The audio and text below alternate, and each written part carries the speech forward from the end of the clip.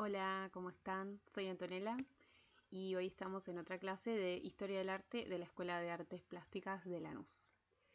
La semana pasada habíamos terminado con lo que es el barroco. Ahora vamos a pasar al rococó. Ahora bien, hay historiadores que lo que hacen es ponerlo aparte, el rococó, como un movimiento aparte, individual, pero hay otras teorías que sostienen que el barroco va a tener un fin como una decadencia y esa decadencia se va a llamar rococó. Otros también van a pensar que el rococó es el barroco exagerado.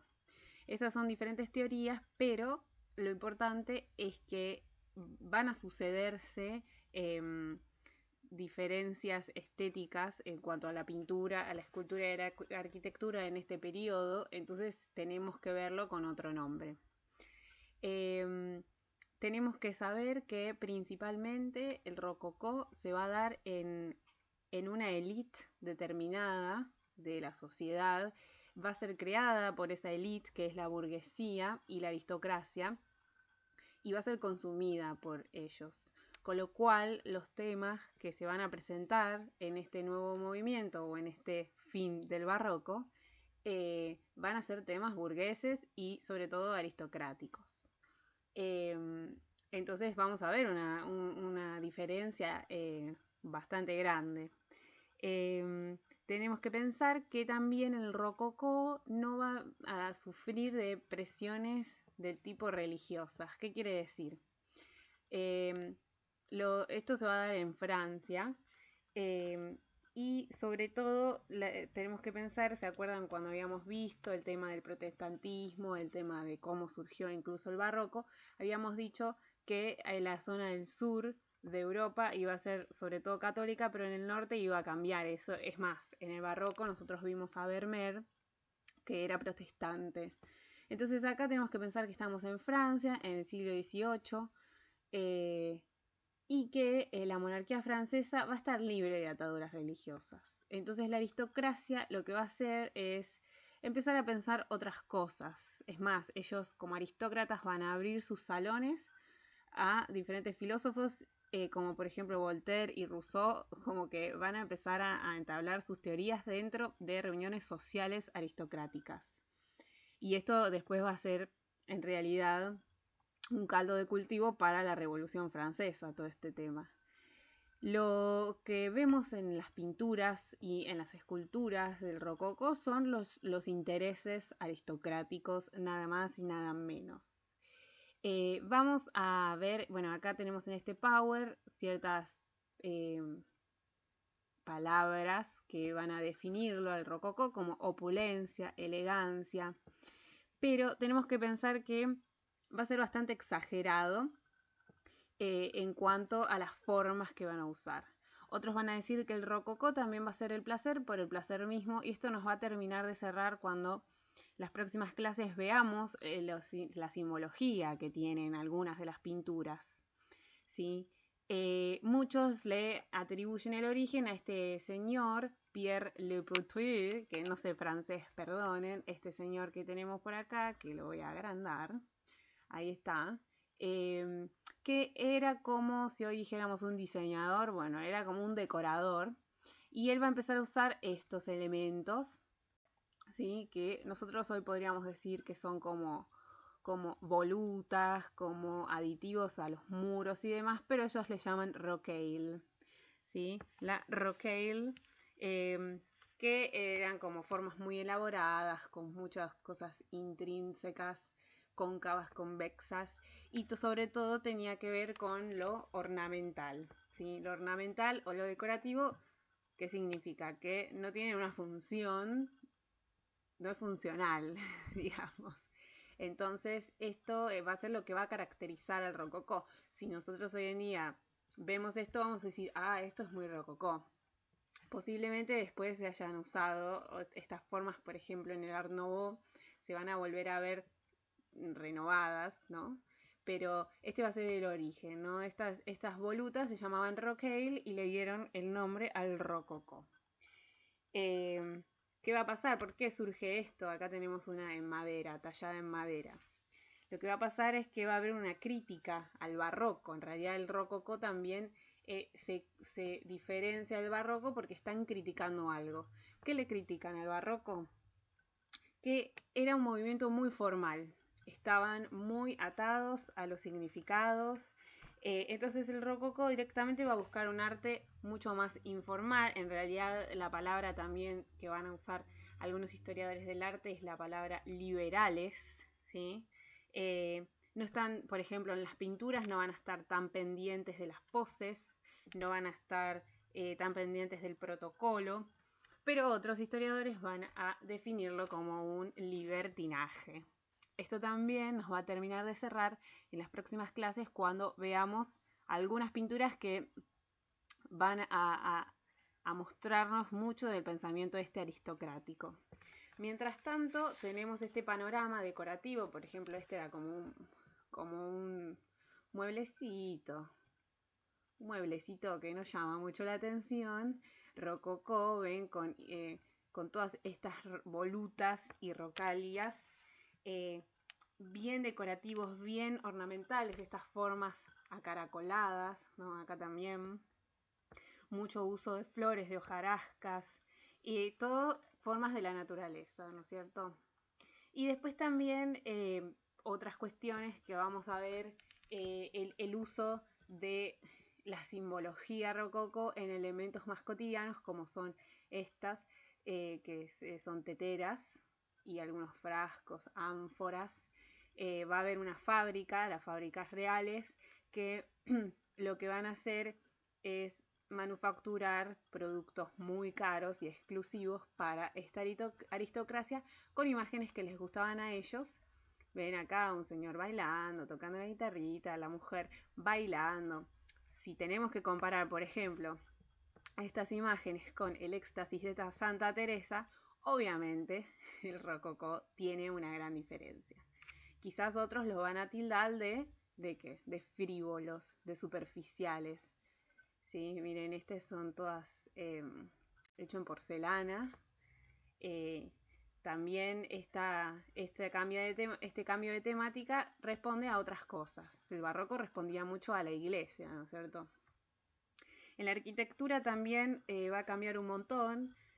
Este es el pabellón Amalienburg. Después vamos a ver algunos puntos un poco más importantes, pero tenemos que pensar que en el interior estaban completamente rococosizados, diría yo. Estaban completamente ornamentados, ¿sí? Del techo al piso, absolutamente todo. Entonces acá sí podemos afirmar esto que recién decíamos, el tema de la aristocracia, el tema de la burguesía.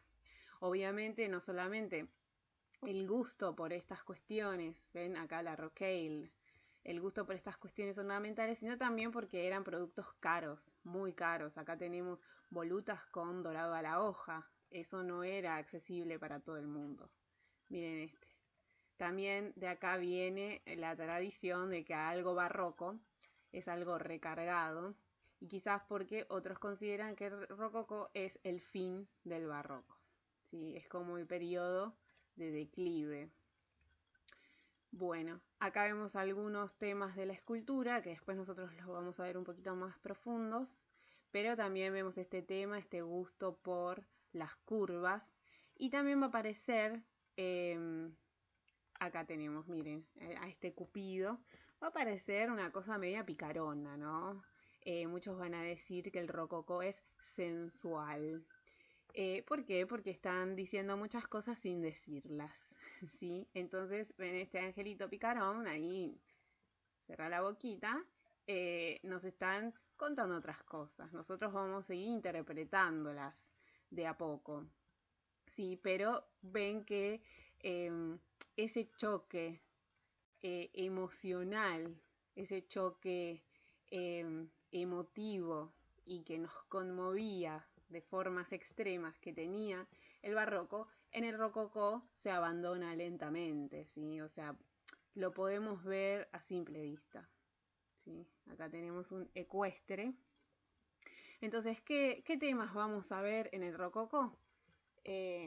Bueno, mucho lo que se va a usar son las famosas escenas galantes, que ahora las vamos a ver. Va a volverse a los temas mitológicos, alguna cuestión amorosa, pero sobre todo cuestiones más mundanas, más terrenales. Acá tenemos al pintor Anthony Watteau. Esta es una pintura, no es el pintor, es una de las famosas pinturas de Watteau que también vamos a analizar, pero para que vean algunas escenas, ¿sí? Las famosas escenas galantes, después vamos a ver cómo se mostraba, pero ven que acá tenemos una reunión aristocrática. ¿Y cómo sabemos que es aristocrática? Por la ropa, ¿no? Tienen vestimentas opulentas, ¿sí? Opulentes, eh, vestimentas caras de seda. Están de fiesta acá, hay hombres y mujeres. Se ve que hay música porque están bailando en una antigua casona. Entonces, a esto nos referimos con escenas galantes, ¿sí? Esta se ve medio. Por ejemplo, acá, ¿sí? Esta pintura es muy conocida también, se llama El Columpio, y después vamos a descubrir por qué el rococó muchas veces sufre discriminación como un movimiento muy frívolo, pero en realidad el rococó está diciendo muchas verdades que eh, se relacionaban en ese momento con la sociedad aristocrática, que de repente quizás una mujer tenía el esposo, pero después tenía un montón de amantes, o al revés. Y sobre todo nos está mostrando el tema sin meter a la religión ni a la moral, sino mostrándonos nada más. ¿Sí? Eso es lo más interesante. Pero acuérdense, muchos historiadores van a decir que, bueno, el rococó carece de profundidad intelectual, y eso nosotros, investigándolo un poco y viendo desde nuestro humilde lugar, es lo que vamos a pensar. ¿Es realmente esto o nosotros podemos pensar otra cuestión? ¿Sí? Esta es la pintura que les puse en el Facebook, que también es parte del rococó, cómo la aristocracia compraba su arte y cómo lo elegían en base a sus gustos. Entonces, si tenemos que comparar al barroco con el rococó, no solo en su pintura, sino en todo el concepto del movimiento, podemos decir que el barroco estaba al servicio del poder, ¿sí? Del poder de la iglesia, y era muy solemne. En cambio, el rococó va a estar a servicio de la aristocracia y de la burguesía, y va a tener un carácter como más sensual, más mundano y más frívolo, ¿sí? Y que muchas veces también sus nombres y los conceptos se tienen con el rococó son un poco más despectivos, ¿no? Acuérdense también que esto se va a explayar en todos los aspectos, y en el rococó vamos a ver un estallido mucho más en lo que es el diseño de muebles, de productos de vajilla, mucha mueblería hay rococó, porque la aristocracia va a empezar a invertir. Y también el lugar de artista no significa que va a cambiar rotundamente, pero sí el artista va a ser como un personaje más dentro de este mundillo, de esta sociedad, y de repente van a tener un montón de encargos de retratos, y todos van a querer verse de esta forma, ¿no? Bueno, espero que nos veamos la próxima. Vamos después, la semana que viene, vamos a entrar mucho más profundamente en lo que es la pintura y lo que son las escenas galantes, y por qué el uso de este color y las diferencias con el barroco. Así que nos vemos la próxima y les mando un besito. Chau, chau.